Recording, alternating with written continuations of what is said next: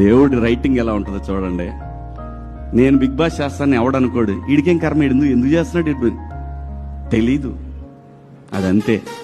ఎవడు ఎప్పుడు ఎక్కడ తిరగా వాడికి రోజు రావాలో అది రాసి పెట్టుంటది. అదంతా కూడా నాకు 25 సంవత్సరాలు పట్టిందండి.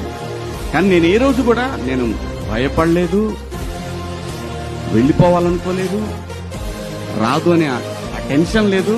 కానీ ఉంది, నేను చెప్పాలి, ఇది నా రోజు అమ్మా. ఇలాంటి ఒక గొప్ప అనుభూతిని పొందాలి.